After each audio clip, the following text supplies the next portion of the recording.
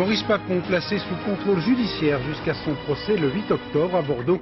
Les autorités veulent empêcher une éventuelle fuite à l'étranger. La flambée du dollar, 9% pour le seul mois de juillet. Conséquence, entre autres, une hausse probable de l'essence dans les tout prochains jours. Grande manœuvre dans l'informatique, Bill Gates, le patron de Microsoft, a investi 150 millions de dollars dans le capital d'Apple. Au championnat du monde d'athlétisme, Marie-Josée Pérec, blessée, déclare forfait avant la demi-finale du 200 mètres, mais une autre Française, Sylviane Félix, s'est elle qualifiée pour la finale. Madame, Monsieur, bonsoir. Les autorités de la petite île britannique de Montserrat envisagent l'évacuation de tous les habitants vers la Guadeloupe voisine, et cela en raison de la menace que fait peser l'éruption continue d'un volcan. La capitale, qui a été évacuée déjà en avril 1996, est d'ores et déjà pratiquement rayée de la carte. Commentaire Patrice Romden. On appelle cela des coulées pyroclastiques. Des avalanches de poussière et de roches incandescentes dont certaines atteignent la taille d'une voiture. Le tout déboule à 200 km/h et submerge la ville de Plymouth à 4000 mètres en contrebas. Déjà vidé de ses habitants en avril dernier, après que le volcan se fût une première fois réveillé, Plymouth est désormais rayé de la carte. Mais cette fois, la colère de la soufrière est telle qu'elle menace l'ensemble des habitants de Montserrat. Zone d'exclusion humaine. Ceux qui avaient trouvé refuge dans le nord de l'île doivent déguerpir. Le relief ne les protège plus, les retombées de cendres rendent l'air irrespirable, l'eau est polluée. Le plan d'évacuation actuellement en cours devrait mener les 5000 personnes concernées vers les îles voisines, dont la Guadeloupe qui s'apprête à héberger 2000 réfugiés. Ils laissent derrière eux une île fantôme, un caillou calciné, leur pays. Situation toujours plutôt tendue dans l'archipel des Comores, où 2 îles demandent le rattachement à la France. Un référendum devrait être organisé d'ici la fin de l'année et l'OUA a envoyé une mission de médiation. Les autorités de Moroni ont envoyé aujourd'hui des émissaires sur place, mais les dirigeants séparatistes ont refusé de les recevoir. Sur l'état d'esprit de ces jeunes séparatistes, reportage de nos envoyés spéciaux à Anjouan, Olivier Caroff, Bernie Mériot. Sans eux, le mouvement sécessionniste d'Anjouan ne serait sans doute qu'un épisode de plus dans la bataille pour le pouvoir entre les responsables politiques de la République comorienne. À Moutsamoudou, les jeunes occupent régulièrement les rues. Ici, ils représentent 60% de la population. L'énorme majorité n'a jamais eu de travail. Ma vie, proprement parlé, elle est moche. Parce que j'ai terminé mes études depuis 1993 et je suis au chômage. Vous avez fait des études de quoi ? J'ai terminé des études de droit. Nous passons de notre avenir. C'est pour cela que nous avons l'habitude de barrer la route. Vous avez quel âge ? Moi, j'ai 19 ans et demi. Trop jeunes, ils n'ont jamais connu la colonisation. Pour la plupart, ils veulent le rattachement à la France et rien d'autre. Nous qui avons 40-45 ans, qui avons, disons, lutté pour avoir cette indépendance, je ne pense pas que nous souhaiterions revenir en arrière. De toute façon, même les Français, le ministre des Affaires étrangères l'a bien dit, c'est inconcevable. Un pays indépendant qui revient, on peut avoir une bonne coopération franche. C'est comme l'a toujours souhaité, parce que la France est un pays ami. Mais ça, les jeunes ne comprennent pas. Les jeunes ne peuvent pas comprendre, parce que eux, ce qu'ils ont, ils ont faim, ils ont besoin de vivre. Ahmed Fouad, comme la plupart des hommes politiques d'Anjouan, soutient quand même les chefs sécessionnistes. Mais il l'avoue, il ne sait pas exactement où le mouvement ni où l'intransigeance des jeunes d'Anjouan vont mener cette île. Maurice Papon, placé sous contrôle judiciaire jusqu'à son procès. Ainsi en a décidé aujourd'hui la Cour d'appel de Bordeaux. Maurice Papon, qui sera jugé à partir du 8 octobre pour crime contre l'humanité, va devoir, entre autres, remettre son passeport aux autorités. Sur place, François Privat. Pour Maurice Papon, le placement sous contrôle judiciaire, ordonné par la chambre d'accusation de la Cour d'appel de Bordeaux, se traduit par une interdiction de quitter le territoire français. L'ancien secrétaire général de la préfecture de la Gironde, sous le régime de Vichy, doit remettre à la justice ses documents d'identité et l'informer de tous ses déplacements en dehors de Paris. C'est une décision importante parce qu'il va de soi qu'il aurait été d'une lourde responsabilité pour toute la justice française si le refus de prise de précaution avait facilité une éventuelle fuite de Maurice Papon, même si celui-ci s'en défend. Rares étaient les parties civiles présentes cet après-midi au palais de justice de Bordeaux. Pour elles, cette mesure de contrôle judiciaire est une garantie supplémentaire à un bon déroulement du procès. Satisfait, libéré d'un poids, car nous sommes à 2 mois et demi du procès, il ne faut pas que M. Papon se dérobe à la justice. Et la seule solution était d'envisager ce qui a été fait aujourd'hui et décidé aujourd'hui. Il risquait pour sa vie parce qu'on a vu ce qui est arrivé à M. Bousquet. Alors on ne sait jamais. On n'est pas à la merci d'un fou. Nous, pour notre vie, pour nous, on préfère qu'il vive. Entre juillet 42 et mai 44, Maurice Papon est accusé d'avoir joué un rôle actif dans la déportation de 1560 juifs, dont de nombreux enfants. Il aurait facilité leur transfert du camp de Mérignac, près de Bordeaux, vers celui de Drancy, en banlieue parisienne, ultime étape avant les camps d'extermination nazis. Maurice Papon ne croit pas qu'il est présumé innocent. Il est convaincu, lui, qu'il est présumé coupable. J'avais espéré que les juges le contrediraient. Ils ne l'ont pas contredit. Jean-Marc Varrot a l'intention de former un pourvoi en cassation de principe contre le placement de Maurice Papon sous contrôle judiciaire, un pourvoi qui a peu de chances d'être examiné avant le début du procès, le 8 octobre prochain. À noter également la décision du Conseil d'État qui a confirmé la suspension des arrêtés pris par un certain nombre de maires interdisant la circulation des enfants la nuit dans leur ville. Suspension provisoire en attendant un débat juridique de fond sur cette épineuse question. Quand le dollar flambe, l'essence explose, ou tout au moins son prix. Suite à la hausse continue du billet vert, comme l'on dit, plus 22% depuis le mois de janvier et plus 9% pour le seul mois de juillet, les automobilistes vont payer plus cher leur essence de 10 centimes en moyenne par litre. Cette flambée du dollar pénalise également un certain nombre de touristes. Reportage Philippe Visserias, Jean-François Hoffmann. Plus 10 centimes à la pompe en moyenne, c'est la surprise du mois d'août. Tous les pétroliers français ont augmenté leur prix depuis le début de la semaine. La raison en est simple, les cours du pétrole sont établis en dollars et le dollar augmente. L'essence coûte donc plus cher sur les marchés internationaux, 30% de plus qu'il y a un mois, un ajustement qui ne plaît pas à tous les automobilistes. Quand le dollar augmente, l'essence augmente, mais quand le dollar diminue, l'essence ne diminue pas pour autant. Alors c'est pas tout à fait normal. Dopé par les performances de l'économie américaine et par la perte d'influence du Deutsche Mark, le dollar a atteint son plus haut niveau depuis octobre 1989. Une hausse très sensible depuis le début de cette année, de 5,20 francs en janvier 1997 à 6,36 francs ces derniers jours. Mais le carburant n'est pas le seul secteur affecté par la hausse du dollar. Le tourisme en pâtit également. Chaque année, près d'1 million de Français partent en vacances aux États-Unis. Aujourd'hui, à Washington, devant la Maison-Blanche, les touristes français comptaient leurs sous. Sur les sorties, on va pas se modérer, mais au niveau des hôtels, on va un peu plus se modérer. J'ai dépassé le budget, alors je suis obligé de puiser sur le compte. À Paris, les agences de voyage ont déjà répercuté la hausse du dollar sur leurs tarifs. Dans cette agence, les séjours ont augmenté de 16% pour toutes les destinations en dehors de l'Europe. Nous sommes nous-mêmes facturés en dollars par nos fournisseurs et que lorsque la facture du fournisseur arrive, un dollar que nous payions 5,20 francs au début de l'année, aujourd'hui nous le payons 6,30 francs et nous n'avons pas le choix que de réajuster, sauf à enregistrer une perte substantielle sur le dossier. Même si le billet vert a augmenté de plus d'1 franc en quelques mois, peu de vacanciers ont renoncé à leur voyage. Il est vrai que nous sommes loin du seuil des 10 francs pour un dollar, atteint et même dépassé au milieu des années 80.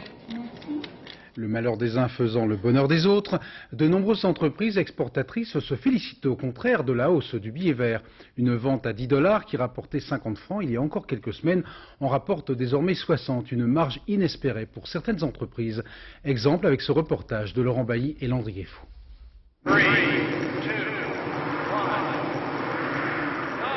Nous ne sommes pas dans une galerie de jeux vidéo, mais bien au siège de la très dynamique société multimédia Ubisoft en banlieue parisienne. Avec ses 500 salariés et un chiffre d'affaires de 350 millions de francs, dont la moitié à l'export, l'entreprise tient la route.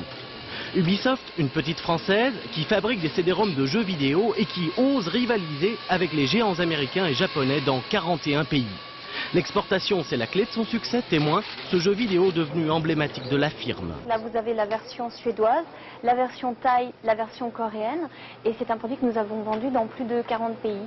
Il faut savoir que l'export, c'est une priorité pour Ubisoft, et en cela, la hausse du dollar est extrêmement importante pour nous, puisque ça va nous permettre d'accroître nos bénéfices. Et le deuxième effet qui est à plus long terme, c'est que ça nous permet d'investir beaucoup plus en qualité de produit et en présence sur les marchés étrangers, ce qui fait que par rapport aux consommateurs, on acquiert une présence beaucoup plus durable parce que les consommateurs réagissent énormément à la qualité des logiciels que l'on développe. Développer, c'est la priorité absolue dans cet univers multimédia où tout va très vite, où au bout d'un an, une génération de jeux est déjà périmée.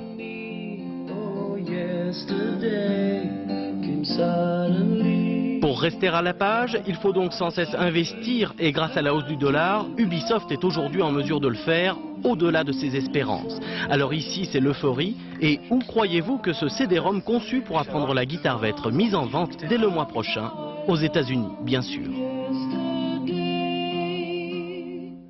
Quand Bill Gates croque la pomme, cela fait du bruit dans le Landerneau et pas seulement en Bretagne. Le patron de Microsoft a annoncé son intention d'investir quelques 150 millions de dollars dans le capital de son ex-ennemi irréductible Apple Computer. Précision Frédéric Rota.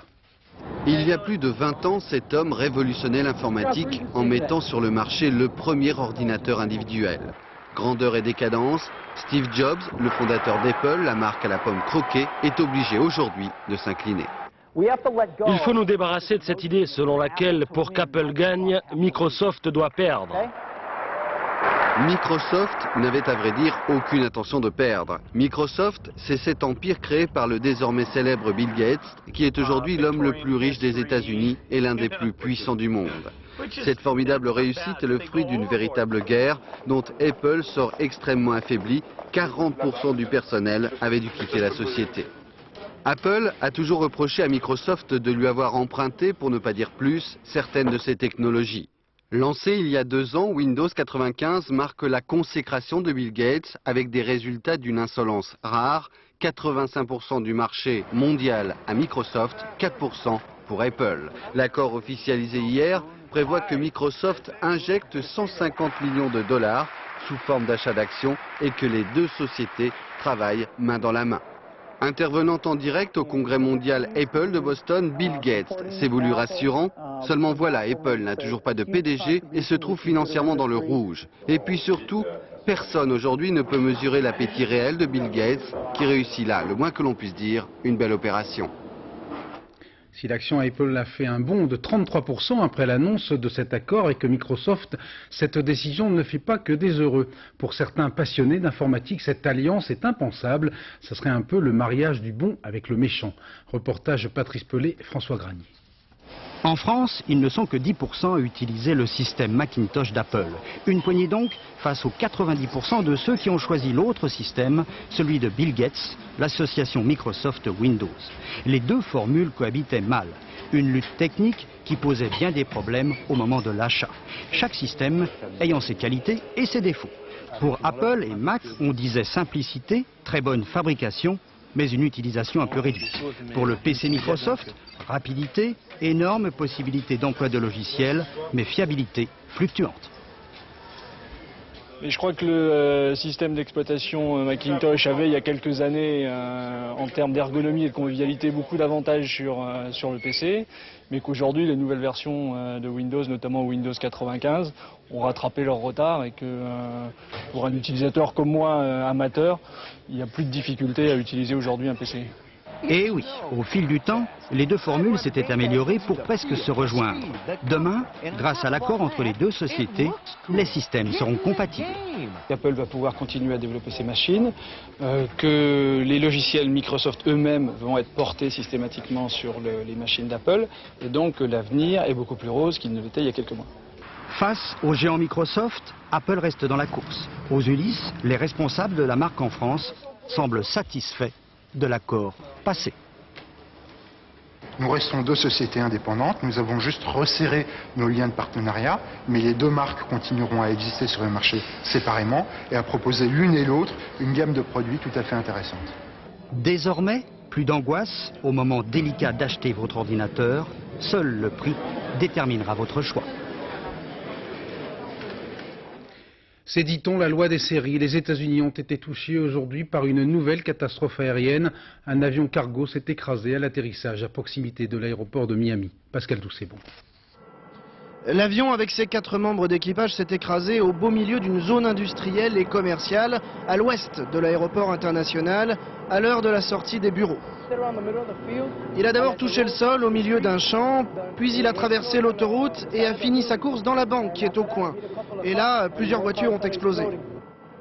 L'appareil est un DC-8 cargo de la compagnie Fine Air, spécialisée dans le transport de fret entre l'Amérique du Sud et les États-Unis. Il venait de décoller et on n'a pour l'instant aucune idée des causes du crash. Dans les 2 bâtiments touchés, qui étaient une banque et un hangar, plusieurs personnes finissaient leur journée de travail. Les débris que vous voyez ici s'étalent sur près d'1 kilomètre. Pour l'instant, les pompiers et l'administration fédérale de l'aviation civile ne donnent aucun bilan. Quant à la catastrophe de l'île de Guam, selon le tout dernier bilan, 225 passagers, membres d'équipage du Boeing coréen, ont trouvé la mort dans cet accident. On recense une trentaine de survivants, la plupart dans un état critique. Jacques Cardoz. Miraculé et premier évacué des 27 survivants de l'accident de la Korean Airlines. Rika Matsuda, le gouverneur de l'île américaine, a tenu à la délivrer de son calvaire personnellement. Cette jeune japonaise confie avoir vu sa mère brûler dans le fuselage avant de ramper pour se dégager des débris métalliques. Le vol 801, 27 survivants, 227 morts et des familles de victimes plongées dans l'affliction et la colère. À bout de nerfs, ils accusent la compagnie coréenne. Elle ne les aurait pas suffisamment assistés après le drame. Une compagnie qui exige un droit de regard sur l'enquête et l'examen des boîtes noires présentées aujourd'hui à la presse à Washington. Je pense qu'il y a 17 paramètres, 17 choses à prendre en compte, comme le vent, la vitesse ou l'altitude. Nous avons réalisé une première lecture des bandes, elles sont toutes les 2 de bonne qualité. L'enquête n'en dira pas plus. On sait seulement que l'appareil effectuait une descente normale avant le choc, sans préciser si une erreur humaine ou une défaillance mécanique est à l'origine de l'accident. Les championnats du monde d'athlétisme à Athènes, une Française va participer à la finale du 200 mètres, mais pas celle que l'on attendait. Sylviane Félix, déjà championne du monde junior, s'est en effet brillamment qualifiée tout à l'heure, alors que Marie-Josée Pérec déclarait forfait pour raison médicale. Récit de notre envoyé spécial, Laurent-Frédéric Bollet. 18h30 cet après-midi à Athènes, l'heure de l'ultime coup de théâtre de Marie-Josée Pérec. La championne olympique vient de se blesser, elle ne participera pas à sa demi-finale du 200 mètres. Ça vous dans le virage, dans le véhicule. Ouais. En plus, c'était la dernière course que je faisais. Dernier sprint. Le point qui fait mal se trouve à la cuisse droite. Voix faible, visage triste, Marie-Jo ne tiendra pas son rang lors de ces championnats du monde. Comme s'il était maintenant prouvé qu'elle avait raison de ne pas vouloir venir. Marie-Jo qui s'éloigne tête basse, le verdict médical est sans appel. Elle a une lésion musculaire authentique, c'est-à-dire le type de déchirure qu'on appelle des élongations, c'est-à-dire des petites déchirures qui imposent le repos immédiat, c'est sûr, qui ne permet pas de continuer à courir, de faire quelque activité d'athlétisme que ce soit, et qui ensuite demande quelques semaines de réparation. Le couloir 6 reste donc vide au moment du départ. C'est un coup dur pour l'équipe de France. C'est vraiment regrettable parce que pour nous c'est quand même, j'ai toujours dit, c'est un chef de file, c'est une médaille aussi qui vient nous échapper. Alors, s'il fallait se consoler, et vite, on dirait que Pérec s'en va et Félix arrive. Sylviane Félix sera au départ de la finale demain. Là maintenant c'est une finale, je vais essayer d'être dans mes eaux en fait. Et puis si le bonheur doit s'accomplir, il s'accomplira. Voilà. Marie-Jo indisponible plusieurs semaines, Sylviane Félix qui se révèle. Après tout, qui sait si l'on n'a pas échangé aujourd'hui à Athènes une perle de l'athlétisme français contre une ose. Des championnats du monde à nouveau éclaboussés par des affaires de dopage. Contrôlé positif, l'Ukrainien Alexandre Bagache a été dépossédé de sa médaille d'or du lancer du poids. Le Français Pascal Le Marant, inscrit dans le 400 mètres V, a lui aussi été exclu de ces championnats du monde. La crise au Proche-Orient. Yasser Arafat a tenté de rassurer les Américains en s'engageant à promouvoir davantage la sécurité en Israël, tout en mettant en garde, je cite, contre une gigantesque explosion si Israël ne lève pas les mesures anti-palestiniennes prises depuis l'attentat de Jérusalem qui a fait, je vous le rappelle, 13 morts le 30 juillet. Parmi les victimes de cet attentat, quelques Palestiniens, ce qui provoque des difficultés inextricables parmi les familles séparées.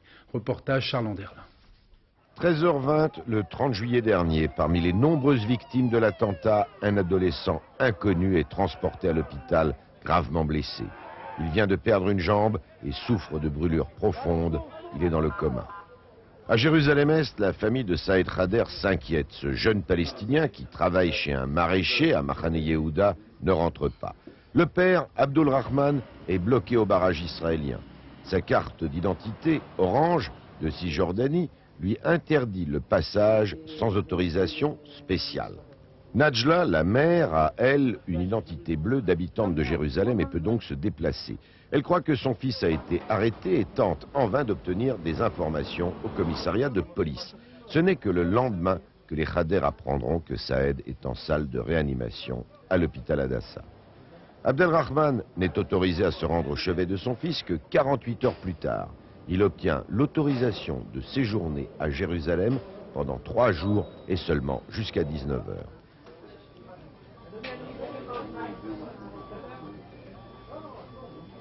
Raed, le frère aîné, qui peut lui passer la journée à l'hôpital, a de bonnes nouvelles.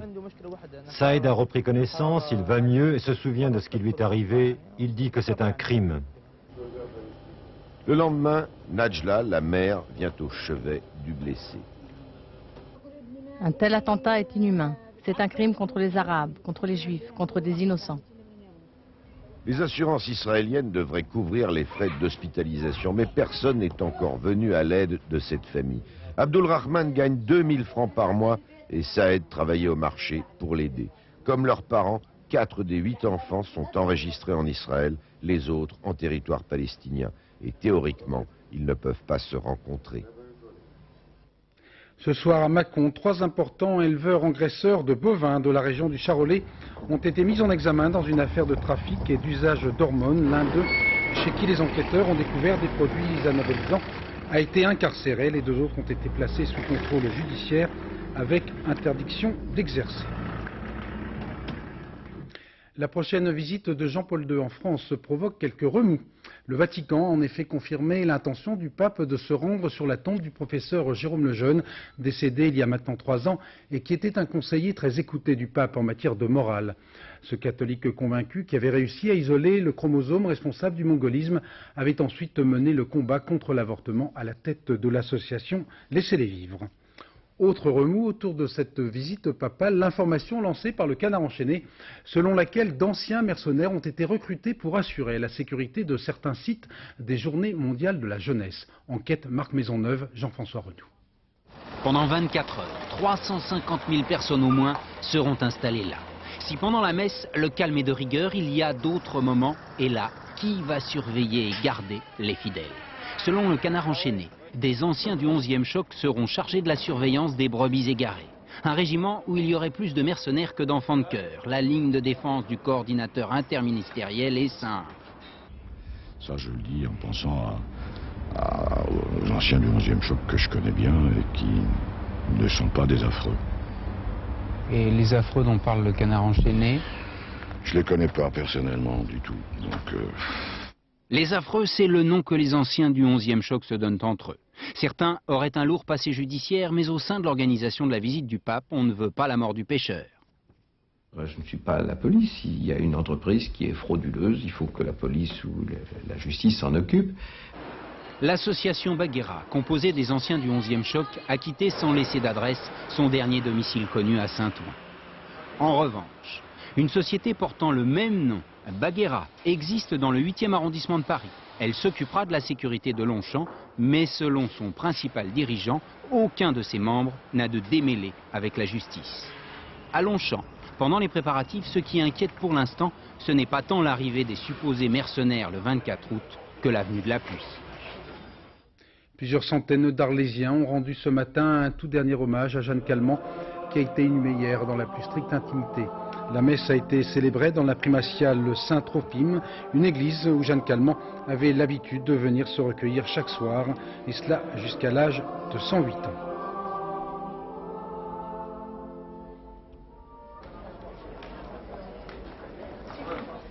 Cette période des vacances scolaires est l'occasion d'un certain nombre d'initiatives propres à favoriser une meilleure compréhension entre Européens. C'est ainsi qu'un certain nombre de jeunes sont hébergés bénévolement dans un petit village près de Lyon, à charge pour eux de participer tout aussi bénévolement à certains travaux. Reportage Vincent Guyenne, Olivier Robert. Avec son étrange panneau, cet homme qui arpentait la gare ce jour-là ne pouvait qu'éveiller notre curiosité. Alors... Pardon, vous attendez qui ? On nous manque encore un garçon qui vient de Lituanie. Lui-même est polonais, ses camarades sont turcs, français ou tchèques. Le sac sur le dos, ils partent en vacances. Leur destination ? Mornan. Mornan, 4500 habitants, son clocher, son célèbre aqueduc romain, son lac et son mur à reconstruire. Un mur de pierre sèche sur lequel ce groupe de jeunes va passer toutes ses vacances, sous l'œil expérimenté d'un maçon retraité. Moi, je ne parle que le français et pas trop bien, mais il y a des jeunes qui parlent français, anglais et ils se débrouillent, ils donnent mes ordres. Les ordres sont bien répercutés, ça va bien. Une main-d'œuvre de qualité donc, qui plus est bénévole. Casser des cailloux pour les vacances, drôle d'idée, pas tant que ça. On s'est rencontrés il y a à peine quelques jours et on se sent déjà comme une famille. C'est bon de travailler ensemble. Et puis c'est que le matin. Le travail n'est qu'un prétexte. Pour l'association Jeunesse et Reconstruction, il s'agit d'abord de favoriser les échanges entre jeunes du monde entier. Pardon? Qu'est-ce que vous faites? J'apprends. Maintenant, j'apprends espagnol. Tout a commencé il y a 50 ans. C'était l'après-guerre, c'était surtout pour amorcer la reconstruction du pays, en fait. Et c'était essentiellement des chantiers plus ou moins binationaux pour en plus amorcer la réconciliation franco-allemande. Et puis après, c'est vrai qu'on a vraiment développé l'échange international entre jeunes. Pour participer à ce chantier, ils ont payé une cotisation de 700 francs environ. La nourriture est fournie, mais il faut savoir cuisiner. Quant au logement, prêté par la mairie, il est un peu spartiate. À l'image du village, la soirée sera fort calme. Qu'importe. Benguin, Raquel et les autres ont des milliers de choses à se raconter. Avec les autochtones, ils auront finalement peu de contact, malgré la bonne volonté de certains.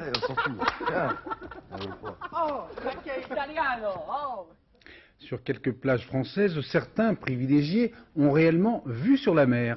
C'est le cas notamment à Sangatte, dans le Pas-de-Calais, en compagnie de Marianne Masse et de Dominique Masse, reportage sur une curieuse tradition immobilière.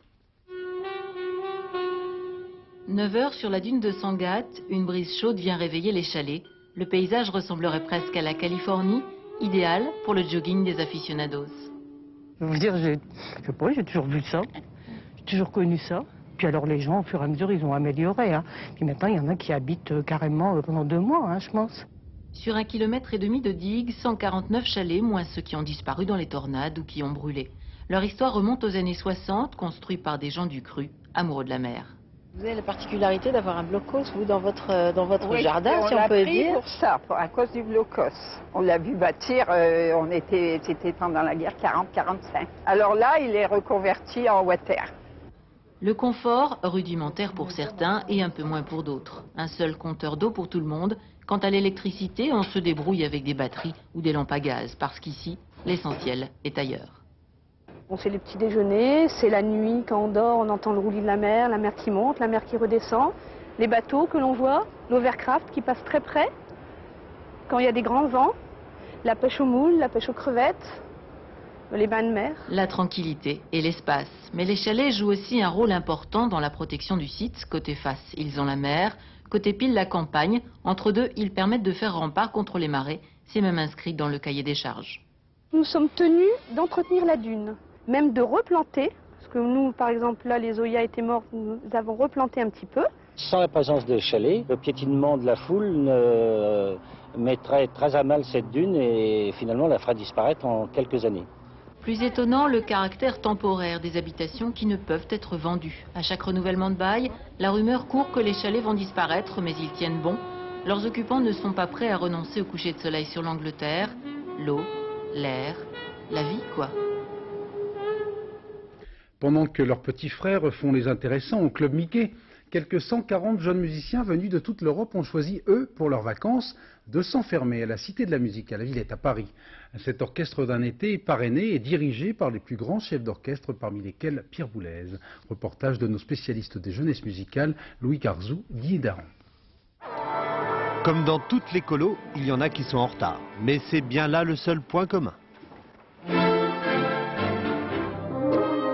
Car l'orchestre des jeunes n'a rien d'un club de vacances. Une sélection impitoyable, 6 heures de répétition par jour, sans oublier les concerts. Et le pire, c'est qu'ils en redemandent. On n'a pas vraiment le temps de visiter la ville, mais c'est bien de rencontrer les autres musiciens et puis de jouer tous ensemble de nouveau. Fondée il y a 10 ans pour permettre aux jeunes musiciens de l'Est de jouer à Londres ou Paris, l'institution recrute désormais dans 20 pays. Le niveau musical lui est resté à la hauteur des chefs d'orchestre, tels que Pierre Boulez. Moi, je considère que les jeunes professionnels, il faut les traiter comme des professionnels et pas des jeunes. C'est-à-dire, bien sûr qu'ils présentent des manques, c'est-à-dire qu'ils n'ont pas encore une expérience accumulée. Mais très souvent, l'enthousiasme compense ça, parce qu'ils sont très attentifs, naturellement.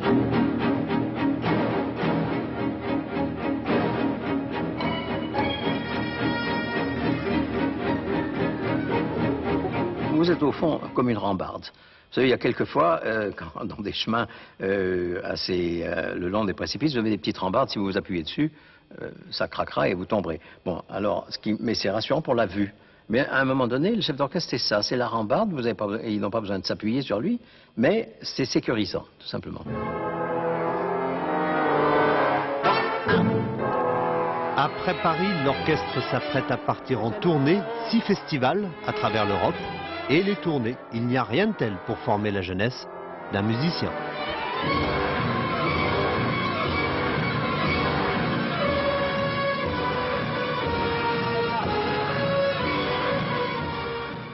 Pour nous bambins, la perspective de visiter un château peut s'avérer quelquefois un peu rébarbative. Ce n'est pas le cas à La Roche-Guyon, où les jeunes visiteurs sont appelés à jouer en quelque sorte les apprentis détectives. Reportage Sophie Nény, Jacques Gérard. Nous, cet après-midi, quelle va être notre mission? De retrouver la lettre. Eh bien voilà, de retrouver la lettre dans le château. Et alors, chercher la lettre cachée par le célèbre professeur Mortimer, c'est le défi relevé par ces enfants, transformer le temps d'un après-midi en apprentis détectives. Tout au long de leur parcours, parsemés d'énigmes et d'embûches, ils découvrent l'univers étrange de l'auteur de bande dessinée Edgar P. Jacob et apprennent en jouant l'histoire du château de La Roche-Guyon, décor de la 6e aventure de Blake et Mortimer. C'est court, en haut du donjon. Alors, aidés d'une animatrice, ils vont poursuivre leur enquête dans les dédales du château, du donjon aux casemates.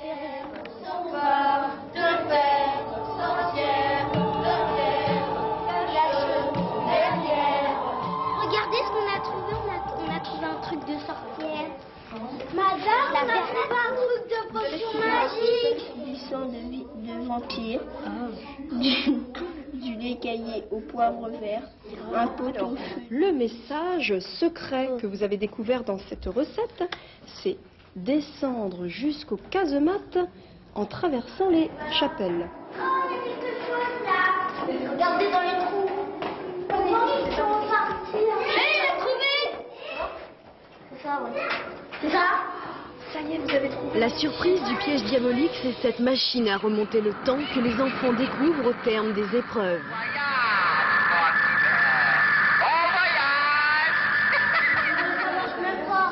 Exténués mais ravis, les enfants ont réussi leur pari. On a réussi notre mission. Gloire. Prudence tout de même, des visiteurs se seraient perdus dans le temps. Ouais, les Guinois, c'est quoi? Sport toujours avec un retour au championnat du monde d'athlétisme d'Athènes avec l'une des épreuves les plus attendues, le 110 mètres haies qui vient de se dérouler il y a quelques minutes. Tout de suite, le commentaire de travail sur place, Laurent Frédéric Bollet. Dan Philibert, brillamment qualifié à l'issue des demi-finales. Va-t-il nous refaire le coup de Stéphane Diagana? Ce sera dur, mais néanmoins, pourquoi pas donc une bonne surprise de la part de Dan Philibert au couloir, je vous le rappelle, numéro 6.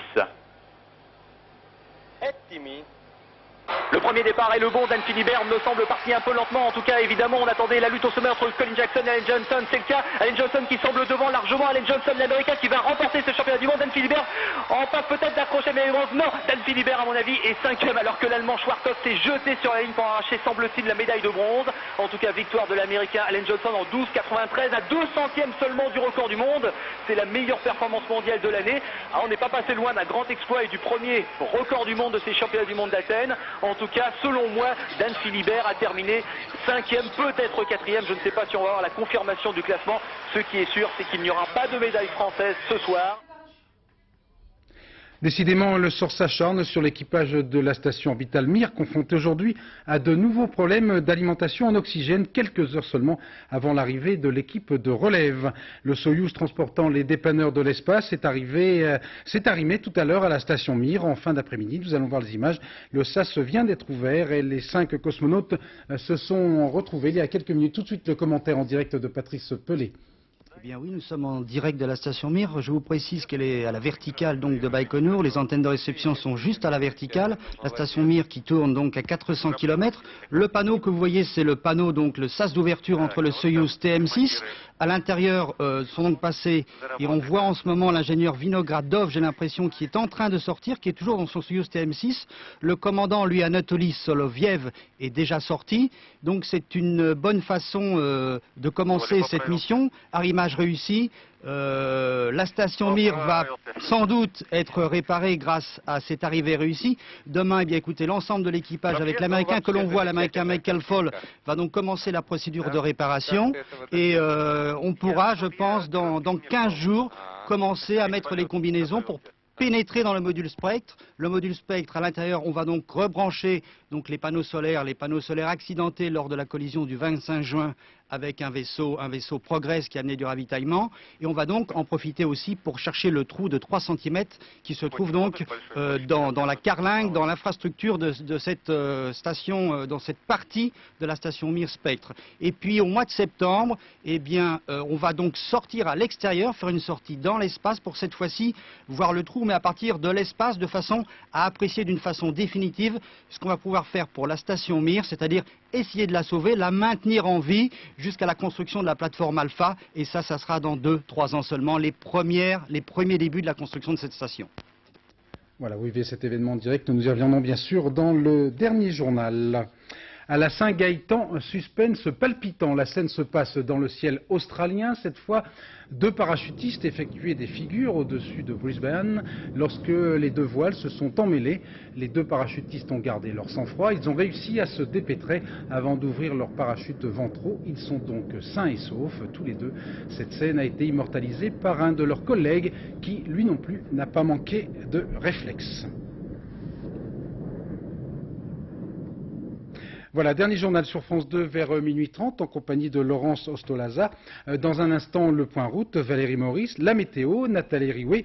Les orages vont se calmer, pas Nathalie. Demain à 13 h, vous retrouverez Antoine Cormery et à 20 h, Philippe Lefebvre. Très très bonne soirée, merci, bonsoir.